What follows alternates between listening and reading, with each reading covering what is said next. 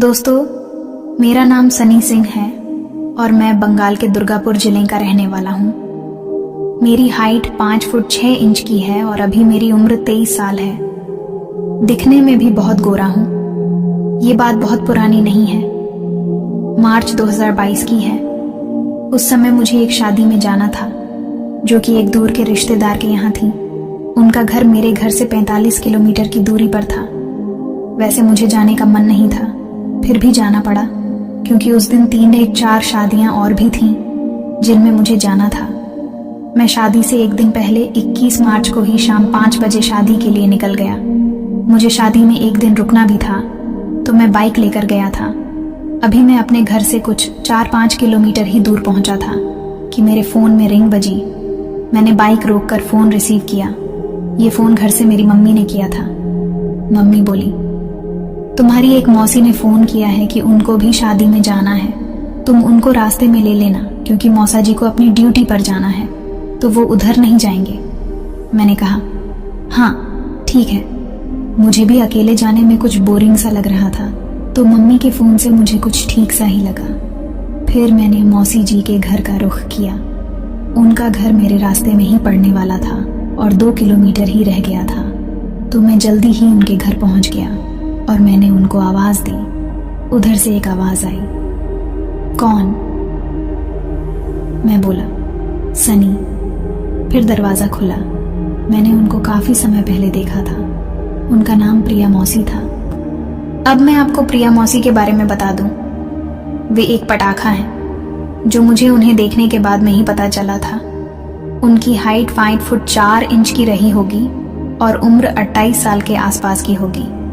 मैं बोला, प्रिया मौसी हैं घर में? तो मौसी बोली, हाँ मैं ही तुम्हारी प्रिया मौसी हूँ। आओ, तुम सनी हो ना, अंदर आ जाओ। मैं उन्हें देखकर हक्का बक्का रह गया। मुझे लगा कि मौसी कोई बूढ़ी सी होंगी, मगर ये तो काफी सुंदर थी। फिर मैं अंदर आ गया और मौसी से बात करने लगा। मम्मी ने फोन किया था कि आपको भी शादी में जाना है। मौसी बोली, हाँ सनी, मुझे भी आज ही जाना है और तुम्हारे मौसा जी की ड्यूटी है तो वे आज शादी में नहीं जा पाएंगे। इसी वजह से मैंने तुम्हारी मम्मी को फोन किया था। तुम्हारी मम्मी बोली कि तुम अकेले जा रहे हो, इसीलिए मैंने सोची कि तुम्हारे साथ ही चली जाऊं। मैं बोला, हाँ मैं तो अकेला ही जा रहा हूं, आप मेरे साथ चल रही हैं क्या? मौसी बोली, हाँ बस चलती हूं।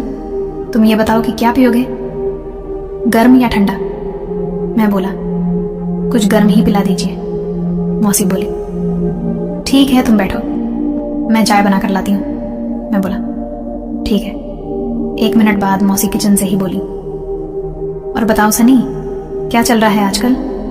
मैं बोला, कुछ नहीं मौसी, क्या चलेगा, बस बोरिंग सी लाइफ लग रही है। मौसी ने हंसकर कहा, क्यों, कोई सेटिंग नहीं किया है क्या?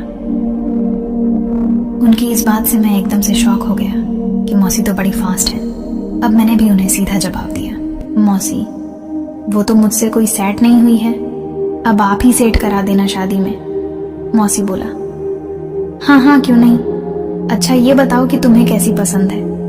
मैं बोला, मुझको तो कैसी भी चलेगी, बस दिखने में थोड़ी ठीक ठाक हो। वैसे भी किसी ने कहा है ना कि अंधेरे में सब एक जैसी ही लगती हैं। मौसी ने इस बात पर काफी तेज से हंसी बिखेरी और बोली, तुम तो बड़े नॉटी हो। चल ठीक है, हम दोनों मिलकर शादी में खोज लेंगे, कोई ना कोई तो मिल ही जाएगी। मैं बोला, ठीक है मौसी, मैं आपको बता दूंगा, आप उसे मेरे लिए सेट कर देना। मौसी बोली, लो तुम चाय पी लो, तब तक मैं तैयार होकर आती हूँ। मैं बोला, ठीक है। फिर मैं चाय खत्म करके बैठा रहा और मोबाइल चलाता रहा। कुछ देर बाद मौसी तैयार होकर आई और बोली, चलो देर हो रही है। प्रिया मौसी क्या लग रही थी, मैं तो उन्हें देखता ही रह गया। इतने में मौसी बोली, क्या हुआ, क्या मैं ठीक नहीं लग रही हूं? मैं बोला, ठीक, आप तो स्वर्ग की अप्सरा लग रही हो। मेरी बात सुनकर वो हो करके हंसने लगी और बोली, तू तो मुझे ही सेट करने लगा। मैंने भी हंसकर कहा, ऐसा कुछ नहीं है मौसी, चलो चलते हैं। अब अब मैं और मौसी घर से निकल गए और मैंने बाइक स्टार्ट की और मौसी को बोला कि बैठिए। मौसी बोली, हमको बैठा पाओगे? मैं बोला, हाँ क्यों नहीं मौसी। मौसी बोली, सोच लो। मैं बोला, हाँ सोच लिया, आप बैठिए तो सही। मौसी बोली, ठीक है, पहले गाड़ी थोड़ा धीरे चलाना, फिर स्पीड बढ़ाना। मैं समझ रहा था कि मौसी क्या कह रही हैं। मैंने कहा, हाँ ठीक है, आपको दिक्कत नहीं दूंगा, आप भरोसा रखिए। फिर हम लोग निकल गए। फिर कुछ देर बाद जंगल का सुनसान इलाका आया। आपको तो पता ही है कि बंगाल के इस स्थान में जंगल बहुत हैं। तभी मौसी बोली, सनी जरा रुकना, मुझको एक नंबर करना है। मैंने झट से गाड़ी साइड में रोक दी। उस समय मेरे दिमाग में पता नहीं क्या हुआ कि मैं सीधा उनको बोल दिया कि मौसी दर्शन भी करवा दो। मेरी इस बात का मौसी ने भी कोई विरोध नहीं किया। फिर 1 घंटा की देरी से हम दोनों शादी में पहुंच गए। कुछ देर बाद हम दोनों ने एक दूसरे को देखा और मौसी ने कुछ इशारा किया तो शादी छोड़कर हम लोग मौसी के मायके वाले घर में आ गए। उधर सब लोग किसी दूसरी शादी की बारात में जाने की तैयारी में लगे थे। मुझको ये और भी अच्छा लगा। वे सब चले गए और हम दोनों ही घर में अकेले रह गए। फिर हम घर में आकर अच्छे से मिल सके। फिर मैंने उस दिन कई बार गाड़ी की स्पीड धीरे से तेज किया। फिर हम सो गए। सुबह मेरी 8 बजे नींद खुली तो मैंने देखा कि मौसी शादी में जा चुकी थी। मैं भी तुरंत तैयार होकर शादी में चला गया और वहां जाकर मौसी से मिला तो वो काफी प्रसन्न लग रही थी। मैं भी उनको देखकर खुश हो गया।